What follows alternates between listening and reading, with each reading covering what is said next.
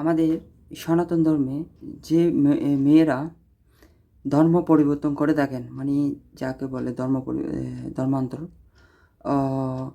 আচ্ছা, আমার কাছে একটা প্রশ্ন, যে আপনারা যে ধর্ম পরিবর্তন করেন, হ্যাঁ, কাকে? ওই যে ছেলের সাথে আপনারা সম্পর্ক করেন, ওই ছেলেকে ভালোবেসে ধর্ম পরিবর্তন করেন, তাই তো? আচ্ছা, ঠিক আছে, আমি মেনে নিলাম আপনি ওই ছেলেকে ভালোবেসেছেন, ভালোবেসে প্রেম করেছেন, আপনার কাছে ভালো লেগেছে বিধায় আপনি ধর্ম পরিবর্তন করেছেন।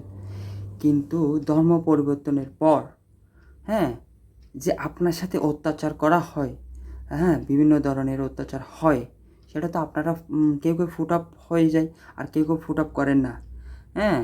তো এখন কথা হচ্ছে, আপনি যে ধর্মান্তর হচ্ছেন, সেটা কিন্তু আপনি হচ্ছেন না, আপনাকে করাচ্ছে। আমি জানি, কারণ ওদের ধর্মে একটা সিস্টেম আছে যে নাকি বলে ধর্মান্তর না হলে ওদের বিয়ে করা সম্ভব না। কে বলেছে? ওরকম কোনো ইয়ে নেই। যে আপনাদের বাংলাদেশে বিয়ের আরেকটা সিস্টেম আছে, যে স্পেশাল অ্যাক্ট বলে একটা আইন আছে, যে ওই আইনে যদি বিয়ে হয়, তাহলে আপনি আপনার ধর্ম পালন করবেন, সে তার ধর্ম পালন করবে। তাহলে আপনাকে আপনি যে ভালোবাসেন সেটা তো আপনি জানেন, কিন্তু আপনাকে যে ভালোবাসে সে কি ভালোবাসে কি না, নাকি তার কোনো অন্য উদ্দেশ্য আছে, যে বিয়ের পরে নাকি আপনাকে নির্যাতন করবে, বা আপনার আপনাকে বিয়ে করার মূল উদ্দেশ্যটা কি?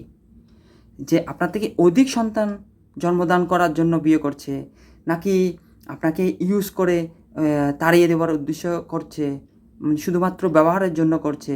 কারণ আমি তো দেখছি আপনাদের হিন্দু ধর্মের অনেক মেয়েকে বিয়ে করার পরে সে আরেকটা বিয়ে করে, সে আর এমনকি 2টা 3টাও বিয়ে করে। আচ্ছা, তো সে জিনিসটা আপনি প্রমাণ, মানে মানে কীভাবে করতে পারবেন, যে বিশ্বাস করতে পারবেন যে আপনাকে সত্যি ভালোবাসে কি না? জাস্ট আপনি ওকে বলবেন যে ঠিক আছে, আমরা তো ধর্ম ধর্ম যার ধর্ম সে পালন করব, যে একটা সিস্টেম আছে এখানে, স্পেশাল একটা বিয়ে করব, হ্যাঁ। তুমি তোমার ধর্ম পালন করবে, আমি আমার ধর্ম পালন করব। তা আপনি ওকে ভালোবাসেন, কিন্তু আপনার ধর্ম আলাদা, ভালোবাসা আলাদা। আপনি আপনার ধর্ম ঠিক রাখেন, তখন আপনি বুঝতে পারবেন যে আপনাকে সত্যিই কি সেই ভালোবাসে কি না। আপনি যদি ওকে এই প্রশ্নটা করেন, তখন আপনাকে সে কি বলে, উত্তরে কি আসে, যদি হ্যাঁ, সে যদি রাজি হয়, হ্যাঁ ঠিক আছে, সেটা ভালো কথা, তাহলে মনে ধরে নেবেন আপনাকে খুব ভালোবাসে সে।